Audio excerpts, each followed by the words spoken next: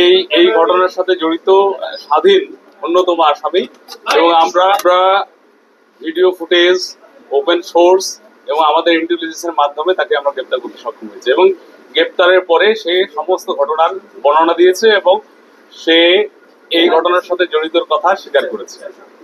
আপনারা জানেন rapid action battalion প্রতিষ্ঠা লগ্ন থেকে বিভিন্ন সময় অপরাধীদের গ্রেপ্তার এবং হত্যার রহস্য উদ্ঘাটন অত্যন্ত অগ্রণী ভূমিকা পালন করে আসছেন।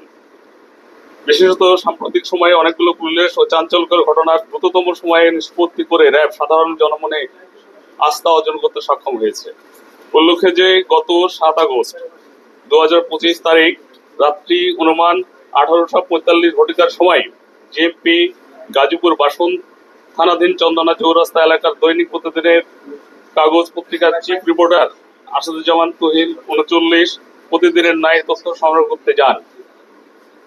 মামলার এজাহার মতে সাংবাদিক আসাদুজ্জামান তুহিন বাসন থানাধীন চন্দনা চৌরাস্তা এলাকায় তথ্য সংগ্রহকালে দেখতে পান যে জনৈক বাদশাহ 35 কে একজন মহিলা পরিকল্পিতভাবে বিরক্ত করতে থাকে।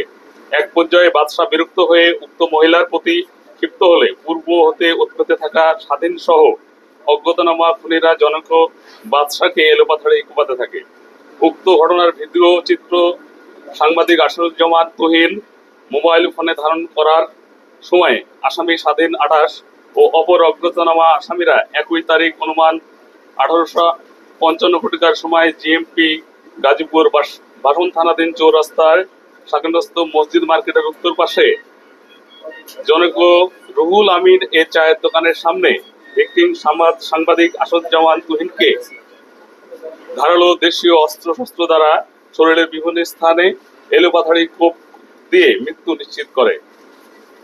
পরবর্তীতে এই হত্যাকাণ্ডের সাথে জড়িত আসামিদের গ্রেপ্তারের জন্য RAB 1 specialise company Porabari camp গাজীপুরের আভিযানিক দল বিষয়টি আমলে নিয়ে ছায়া তদন্ত শুরু করে এবং আসামিদেরকে গ্রেপ্তারের জন্য গোয়েন্দা নজরদারি বৃদ্ধি করে। গত 8 আগস্ট 2025 তারিখ আনুমানিক 20:50 ঘটিকার সময় র্যাব 1 সিপিএসি এর আভিযানিক দল বিশেষ সিসিটিভি ফুটেজ এবং গোপন সংবাদের ভিত্তিতে জানতে পারে যে উক্ত ঘটনার মামলার প্রধান আসামি স্বাধীন 28 পিতা মোহাম্মদ নূর মোহাম্মদ, মাতা মোসাম্মদ সেলিনা বেগম, সোনাহারা থানা, ফরিদপুর জেলা, পাবনা, জিএমপি গাজীপুর সদর থানাধীন শিববাড়ি মোড় এলাকায় অবস্থান করছে। উক্ত সংবাদের ভিত্তিতে র্যাব 1 সিপিএসসি গাজীপুরের আভিযানিক দল সঙ্গীয় অফিসার ও ফোর্সের সহায়তায় জিএমপি গাজীপুর সদর থানাধীন শিববাড়ি মোড় এলাকার অভিযান চালিয়ে আসামি স্বাধীনকে গত 8 আগস্ট 25 তারিখ 2025 রাত্রে গ্রেপ্তার করতে সক্ষম হয়। স্বাধীনকে জিজ্ঞাসাবাদে উক্ত হত্যাকাণ্ডের ঘটনার সাথে জড়িত থাকার কথা সে স্বীকার করেছে। ধন্যবাদ সবাই। কেন এই হত্যাকাণ্ড যদি একটু বলতেন? তুহিনের সাথে কি স্বাধীন কোনো পূর্ব শত্রুতা ছিল কি? তুহিন তার জিজ্ঞাসাবাদে যতটুকু বলেছে, তুহিন স্বাধীন সে একটা গ্রুপের সাথে জড়িত, সেই গ্রুপের অন্যান্য মেম্বারদের সহায়তায় সে এখানে গিয়েছে এবং সে আপনারা ভিডিও যে দেখেছেন সে তার প্রকাশ্য অবস্থানটা আপনারা নিজেরাই দেখেছেন। আপনাদের সোর্স আমাদের সোর্স সবাই এটা নিশ্চিত করেছেন।